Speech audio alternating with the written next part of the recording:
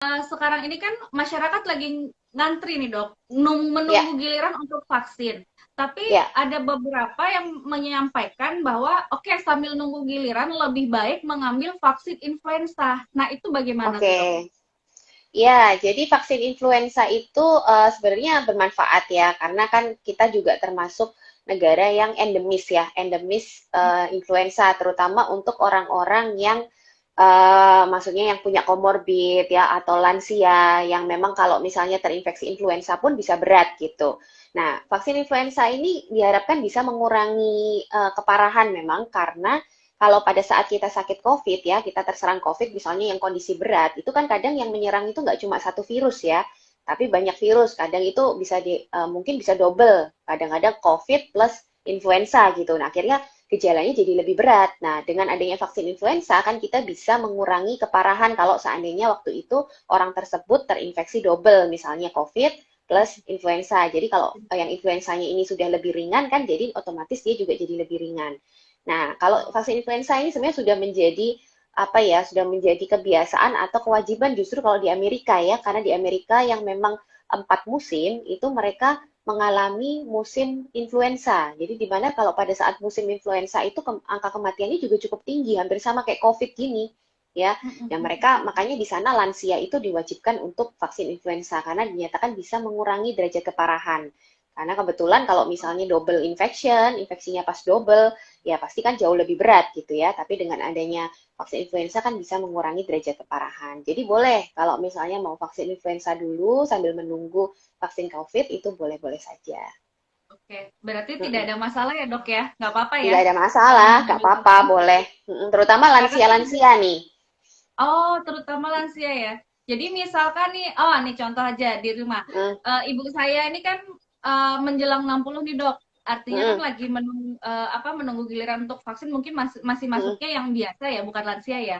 Nah sambil itu Ya, berarti kalau dia mau vaksin influenza dulu itu enggak masalah ya? oh nggak masalah sama sekali, Oke. boleh, boleh. Mm-mm. Boleh ya. Kalaupun misalkan kita punya orang tua usia 60 masih menunggu vaksin lansia juga, mau influenza juga nggak masalah ya, Dok? Nggak masalah, boleh, Oke, boleh banget. oke. Boleh banget. Nah, kalau kayak kayak kita nih, Dok, kayak saya gitu, yang udah dapat vaksin COVID, terus saya mungkin habis suntik kedua vaksin ini terus mau ngambil influenza, apakah diperbolehkan, Dok, atau menunggu Boleh dulu? juga.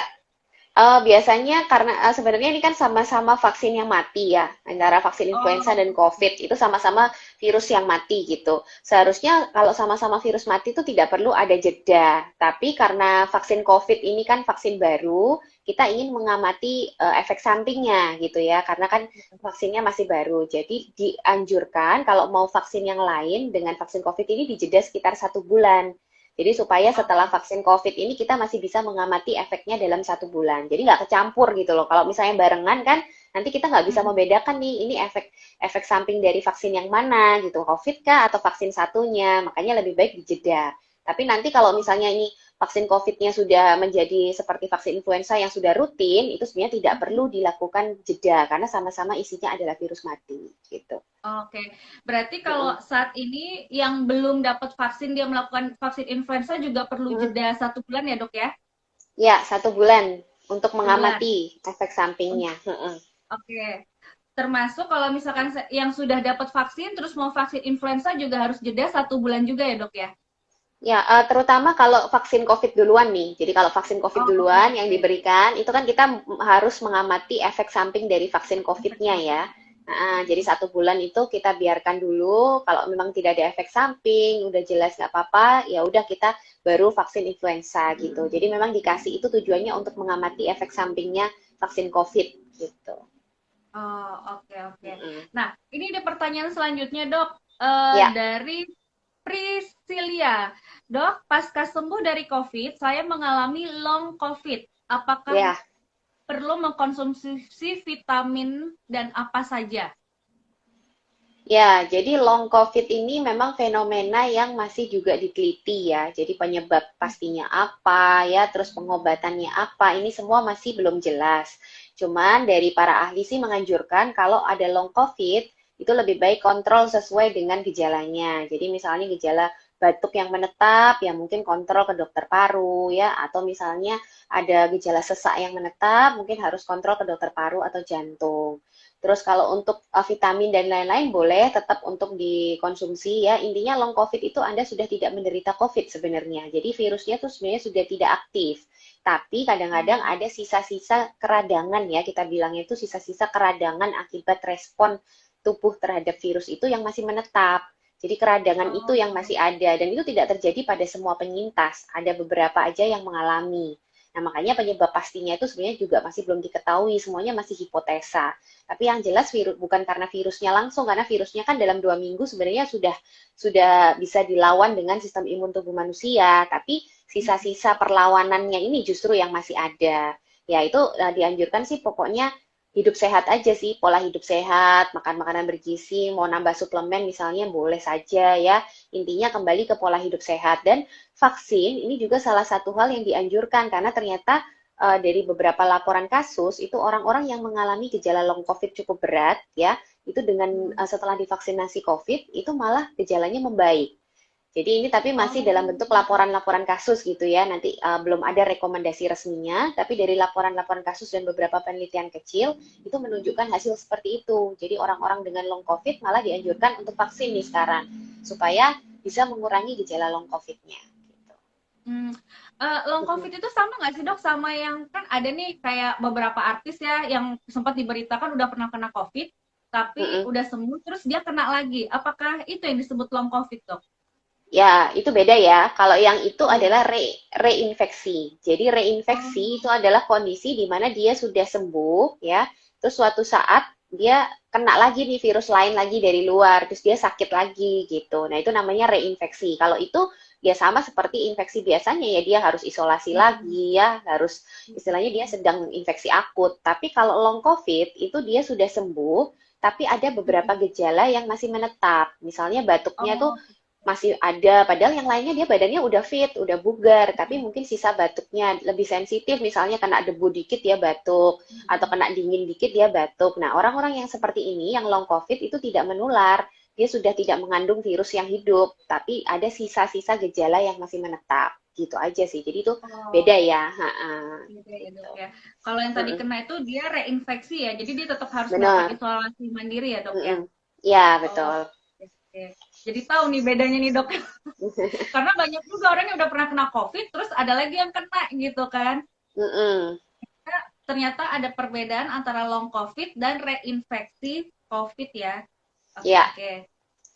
Berkat dokter Ning nih kita jadi tahu nih teman-teman penjelasan. Nah ini ada pertanyaan lagi nih dok. Dari Dapsul Herlan dan Rina Rita, ini sebenarnya hampir sama sih. Apakah penyintas COVID harus menunggu 3 bulan baru boleh divaksin dok? Karena sempat santer di media kalau bisa vaksin tanpa tunggu 3 bulan. Nah ini media yang mana nih yang memberitakan nih? Iya. Jadi intinya itu kalau kita sudah sembuh dari COVID, itu boleh kapanpun divaksin COVID sebenarnya ya. Karena kan tadi prinsipnya vaksin itu kita harus dalam kondisi sehat dulu. Jadi kalau sempat sakit COVID ya asalkan nanti sudah sembuh, udah benar-benar sembuh ya boleh divaksin. Cuman memang di Indonesia ini regulasinya itu orang-orang yang sudah pernah sakit COVID dianjurkan untuk 3 bulan lagi baru divaksin. Kenapa? Karena vaksinnya terbatas ya, jumlah vaksin itu terbatas. Jadi diprioritaskan dulu untuk orang-orang yang belum pernah sakit dan belum pernah divaksin. Nah, kalau orang yang sudah pernah sakit COVID kan pasti dia sudah memiliki antibodi juga ya. Makanya untuk divaksin bisa ditunda sebenarnya, begitu sih. Jadi 3 bulannya itu karena masalah prioritas. Jadi kita kasih dulu lah ke orang yang memang belum punya antibodi gitu. Oke, jadi lebih ke regulasinya ya dok ya, prioritasnya ya. Tapi kalau bolehnya boleh. Oke. Kalau ditanya apakah boleh, boleh gitu. Tapi boleh. Karena di Indonesia masih terbatas, jadi diprioritaskan yang belum pernah kena. Karena yang sudah kena atau penyintas COVID ini mereka sebenarnya sudah membentuk antibodi sendiri ya dok ya? Ya, benar. Oke. Sip. Jadi ini sudah meluruskan kabar ini. Sudah meluruskan kabar. Oke, ini tadi sudah dijawab di awal ya dok, kita sudah menjawab apakah sesama orang yang sudah divaksin bolehkah berbincang tanpa masker? Tidak boleh ya dok ya. Tetap setelah divaksin harus mematuhi protokol kesehatan. Ya, mungkin yang harus dipahami vaksin ini baru bekerja ya setelah terbentuk kekebalan kelompok ya, Bapak Ibu sekalian. Jadi artinya harus mayoritas penduduk itu divaksin dulu, baru benar-benar vaksin itu bisa melindungi kita semua. Bahkan orang yang tidak divaksin pun bisa terlindungi nanti kalau sudah terbentuk kekebalan immunity atau kekebalan kelompok atau herd immunity. Nah, selama belum terbentuk itu, ya kita belum aman. Artinya masih banyak virus yang ada di sekitar kita itu. Makanya kita harus tetap protokol kesehatan. Jangan lengah, ya. Iya. Nah, Mm-mm. ini ada lagi nih dok yang Ya, bertanya dari Wahid Rizka. mm-mm. Dok, rapid antibody dengan antigen bagusan yang mana? Untuk screening COVID ataukah bagus dikombinasi? Nah, itu mana dok? Ya, jadi kalau untuk screening itu memang sampai sekarang kita tuh nggak punya alat yang benar-benar akurat ya. Karena screening itu kan orang yang tidak bergejala pun dicek ya. Kalau Iya. misalnya swab antigen atau rapid antigen itu dia sensitivitasnya tinggi pada orang-orang yang bergejala. Jadi kalau jelas ada gejala misalnya dicurigai COVID ya, gejala flu, gejala-gejala flu yang pada orang-orang yang kontak erat misalnya, nah itu diperiksa dengan antigen sangat sensitif ya, itu bagus untuk screening orang yang bergejala. Tapi kalau orangnya tidak bergejala, itu sensitivitas dari antigen itu bisa turun sekali, jadi cuma 20% ya, jadi sama saja tidak bisa mendeteksi. Nah, kalau untuk screening memang antigen itu beda dengan antibody ya. Kalau antigen itu dia bisa mendeteksi orang yang sedang dalam fase menular. Jadi dia hanya mendeteksi virus yang aktif saja. Jadi sebenarnya lebih cocok untuk screening. Tapi sekali lagi kalau screening pada orang yang tidak bergejala, akhirnya sama saja, banyak sekali false negatifnya ya. Tapi kalau antibody itu tidak cocok dijadikan screening karena screening itu kan kita ingin menjaring orang-orang yang masih dalam fase menular gitu ya. Jadi kalau Oh, bisa hasil positif, orang itu segera diisolasi supaya tidak menulari orang lain. Nah, sedangkan kalau rapid antibody, antibody sendiri itu baru terbentuk 2 minggu setelah orang itu sakit. Berarti sudah melewati masa menular. Jadi percuma kalau kita gunakan rapid test antibody, kita menjaring orang dengan rapid test reaktif, ya antibody. Kalau kita isolasi orang itu percuma. Orang itu sudah nggak menular sebenarnya, gitu. Ya, jadi menggunakan antigen itu lebih pas karena antigen itu hanya bisa mendeteksi orang-orang yang sedang dalam fase menular itu tadi.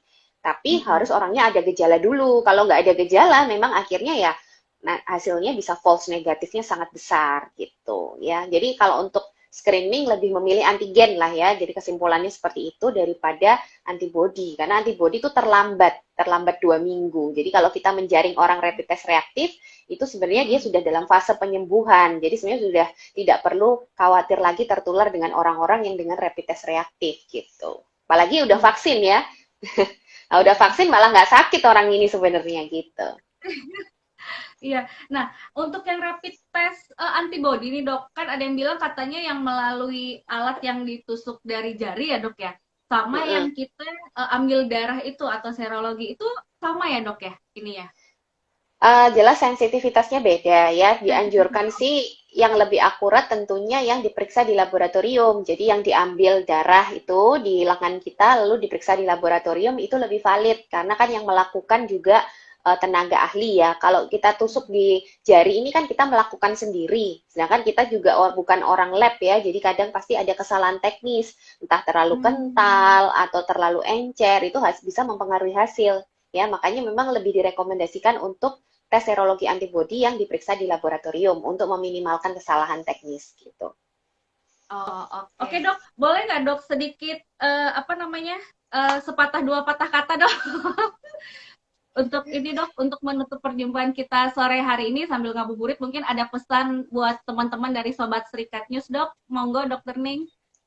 Ya, jadi intinya masalah vaksinasi ini kan masih banyak info yang berkeliaran ya, Mbak ya. Jadi kita harus pintar-pintar menyaring informasi yang ada ya.